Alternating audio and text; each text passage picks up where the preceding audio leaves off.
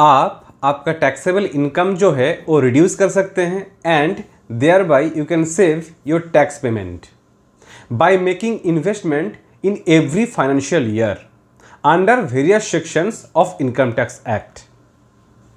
आज के इस लेक्चर में डिस्कस करेंगे सेक्शन 80C में आप कहां कहां इन्वेस्ट कर सकते हैं so that you can reduce your tax liability and thereby you can reduce your tax payment. Hello everyone, my name is Shubhrata Jana. By profession, I am a chartered accountant. So, let's start.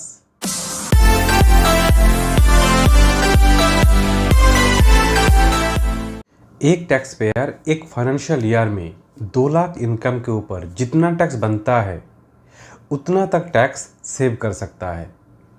But tax save करने के लिए tax payer को invest करना है एक financial year में 2 lakh amount तक।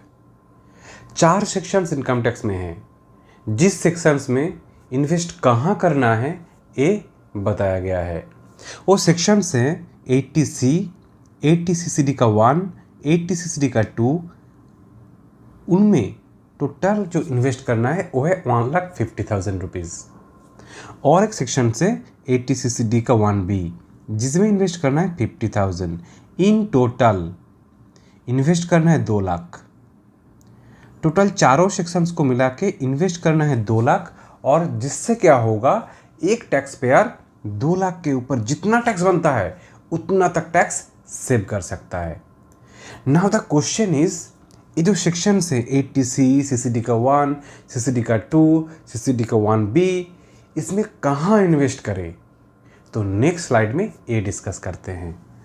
इस स्लाइड में डिस्कस करेंगे 80C में कहाँ इन्वेस्ट कर सकते हैं, इन्वेस्ट करने से करेंटली कितना रिटर्न मिल रहे हैं एंड लॉक इन पीरियड क्या रहेगा। पहला है एक टैक्स पेयर म्यूचुअल फंड का जो ELSS स्कीम होता है उसमें इन्वेस्ट कर सकता है। इन्वेस्ट करने से रिटर्न जो मिलेगा वो फिक्स्ड रेट में नहीं मिलेगा, क्योंकि म्यूचुअल फंड जो है वो सब्जेक्ट टू मार्केट है। मार्केट में जैसे चलेंगे रिटर्न अकॉर्डिंगली मिलेगा। लॉक इन पीरियड जो है 3 इयर्स।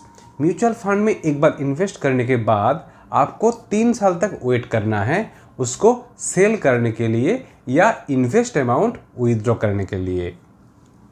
नेक्स्ट NPS, एक tax payer national pension scheme में भी इन्वेस्ट कर सकता है 80C का जो डिडक्शन है उसको क्लेम करने के लिए। करेंटली जो रेट ऑफ रिटर्न है वो 9% से लेकर 12% तक है, बट जो अमाउंट जो है वो आप विथड्रॉ कर सकते हैं only after retirement, not before that. Next is unit linked insurance plan. इसमें जो रिटर्न है वो वैरी करते हैं प्लान वाइज। इसमें बहुत सारे प्लान्स रहते हैं और एक एक प्लान का जो है रिटर्न वो वैरी करता है। नेक्स्ट जो है इसका जो लॉक इन है 5 ईयर्स ही है। नेक्स्ट है PPF, पब्लिक प्रोविडेंट फंड में भी इन्वेस्ट कर सकते हैं टैक्स सेव करने के लिए, और करेंटली जो रेट ऑफ इंटरेस्ट है वो है 7.1% एंड लॉक इन जो है वो 15 ईयर्स। PPF के ऊपर एक सेपरेट वीडियो बनाया हुआ है, आप प्लेलिस्ट में जाके चेक कर सकते हैं। नेक्स्ट है सुकन्या समृद्धि योजना। एक टैक्स पेयर टैक्स सेव कर सकते हैं सुकन्या समृद्धि योजना में इन्वेस्ट करके। इनमें क्या कंडीशंस है, इनमें गर्ल चाइल्ड के लिए ये जो स्कीम है ये अवेलेबल है, मतलब पेरेंट्स को ये स्कीम ऑप्ट करना है if they have a girl child, जिसका एज जो है अप टू 10 ईयर्स होना चाहिए, और साल भर में मिनिमम ₹250 एंड मैक्सिमम 1,50,000 इन्वेस्ट कर सकता है इस स्कीम में। नेक्स्ट है NSC, नेशनल सेविंग सर्टिफिकेट। ये जो है ये पोस्ट ऑफिस से मिलता है, पोस्ट ऑफिस जाके आप ले सकते हैं, और इसका जो लॉक इन है 5 ईयर्स है, और जो रेट ऑफ इंटरेस्ट है वो है 6.8% करेंटली। नेक्स्ट है सीनियर सिटीजन सेविंग स्कीम। एक टैक्स पेयर जो सीनियर सिटीजन हैं वही केवल ये जो स्कीम है वो ऑप्ट कर सकते हैं। जो रेट ऑफ इंटरेस्ट है वो है 7.40% and lock in is 5 years. Next है tax saving bank FDs, fixed deposits जिसको बोलते हैं। एक टैक्स पेयर बैंक में 5 साल के लिए एफडी कर सकता है, जिसको टैक्स सेविंग्स एफडी भी बोलते हैं।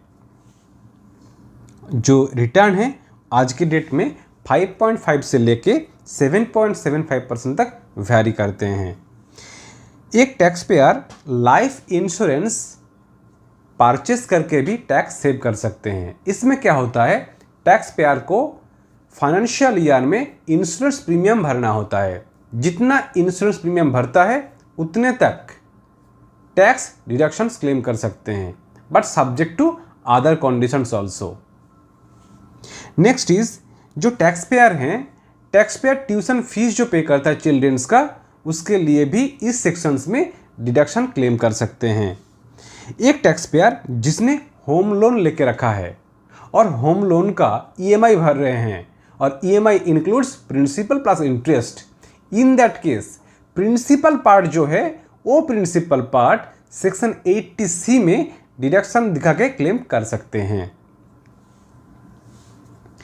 और एक चीज यहां पे है कि टैक्स पेयर घर बना रहा है या परचेस किए हैं, फ्लैट एक्विजिशन किए हैं, उस केस में जो भी रजिस्ट्रेशन फीस होगा या स्टैम्प ड्यूटी रहेगा या ट्रांसफर एक्सपेंसेस रहेगा, ये सब कुछ के लिए 80C में क्लेम कर सकते हैं deductions.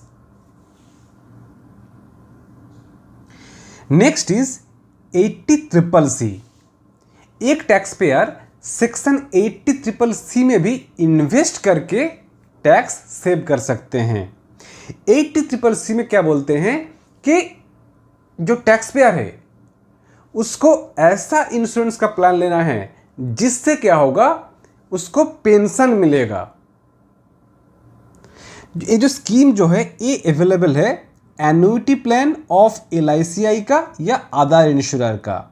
That means tax payer को जो प्लान लेना है फ्रॉम LICI और other insurer, that should be annuity plan, that should be annuity plan.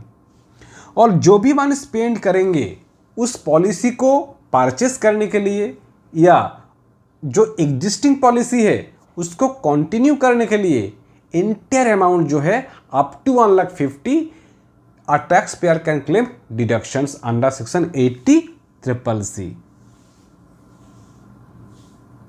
Next is 80CCD का 1 नेशनल पेंशन स्कीम जो है 80C में भी क्लेम कर सकते हैं NPS। 80CCD का 1 जो है इसमें स्पेसिफिकली क्या बताया गया है कि एम्प्लॉय का जो कंट्रीब्यूशन रहता है NPS में, एम्प्लॉय का जो भी कंट्रीब्यूशन रहता है NPS में, वो कंट्रीब्यूशन 80CCD के 1 में डिडक्शन क्लेम कर सकते हैं। बट मैक्सिमम कितना क्लेम कर सकते हैं उसके लिए क्राइटेरिया है। द क्राइटेरिया इज एक टैक्स पेयर जो सैलरी एम्प्लॉयड है, जो सैलरी एम्प्लॉयड है उसके केस में 10% ऑफ सैलरी और 1,50,000 which ever is less. For example, 10% of salary is 25,000 and 1,50,000 whichever is less that is 25,000। तो टैक्स पेयर को 80CCD के 1 में 25,000 अमाउंट तक डिडक्शन क्लेम कर सकते हैं इनकम से। उसी तरह एक टैक्स पेयर जो सेल्फ एम्प्लॉयड है उसके लिए जो लिमिट है वो है 20% ऑफ ग्रॉस टोटल इनकम और 1,50,000 whichever is less। Next is 80CCD का 2 national pension scheme. Section 80CCD का 2 जो है वो है एम्प्लॉयर्स का कंट्रीब्यूशंस।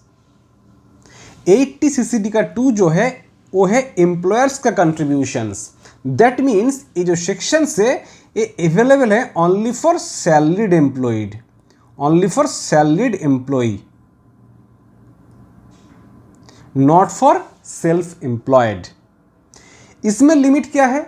इसमें लिमिट ये है कि एम्प्लॉयर जितना कंट्रीब्यूट कर रहे हैं that means 10% of basic plus DA और 10% ऑफ बेसिक प्लस DA और 1,50,000 whichever is less। उतने तक ही क्लेम कर सकते हैं। बट यहाँ पे क्या है, सेक्शन 80C CCD का 1, CCD का 2, ये तीनों सेक्शन को मिला के जो लिमिट है वो है 1,50,000। तीनों में जो एलिजिबिलिटी है, तीनों को क्लब करके मैक्सिमम 1,50,000 ही मिल सकता है। नेक्स्ट सेक्शन है 80 CCD का 1B। ये सेक्शन बोलता है कि 1,50,000 को छोड़ के एडिशनल 50,000 इन्वेस्ट करने से आप एडिशनल 50,000 का डिडक्शंस क्लेम कर सकते हैं। कैसे कि additional deductions 50,000 is allowed for depositing to NPS account. इस स्कीम के लिए अटल पेंशन योजना जो होता है वो एलिजिबल है। तो ये था आज का discussions. If you like the content of this lecture then please like it, share it and subscribe it. Thank you.